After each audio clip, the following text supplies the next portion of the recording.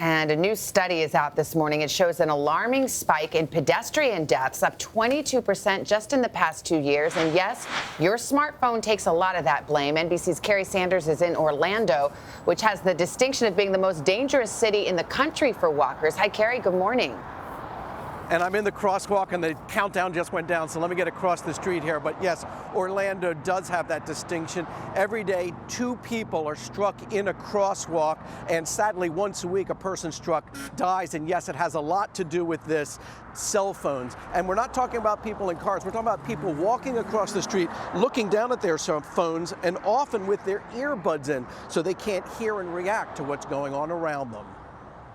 It can happen in an instant. Abhishek Tulsian was hit by a car on Christmas Eve as he walked in famed South Beach. I had no clue. I didn't see that car and it just hit me. It turns out it's now more dangerous than ever to walk. According to a new report by the Governor's Highway Safety Association, in 2016, about 6,000 pedestrians were killed nationwide. That's an 11% increase in just 1 year, up a stunning 22% from the previous year. That's a humongous increase for over 2 years. It's just really tragic. 6 weeks ago, Susan Gentry was nearly killed by a pickup truck while she and her family were crossing the street.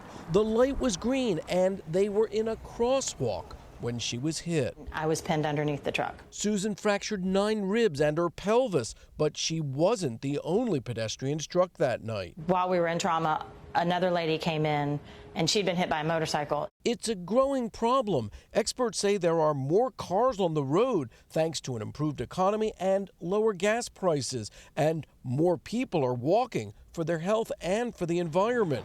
But one of the biggest problems now, the increase in smartphone use, a huge distraction for drivers and walkers. Best advice for a pedestrian. So people need to not be looking at their phones all the time. They need to be aware of their surroundings. Delaware had the most pedestrian deaths per capita, followed by Florida, Arizona, South Carolina, and New Mexico. Traffic engineers are designing solutions, fences and medians to cut off jaywalking routes, traffic circles that make drivers slow down instead of stop signs they may miss, and speed bumps that force drivers to slow down. Susan Gentry has her own solution for drivers and pedestrians. Put away your devices, nothing's that important. As I'm standing here in Orlando, you guys might be wondering, right outside your window, New York City, the most heavily walked city in America. Surprisingly, percentage-wise, doesn't even make the top 10, in part because when there are people crossing the road, there's often large crowds, and cars in New York City drive relatively slowly. Hello, Today fans. Thanks for checking out our YouTube channel. Subscribe by clicking that button down there and click on any of the videos over here to watch the latest interviews, show highlights, and digital exclusives.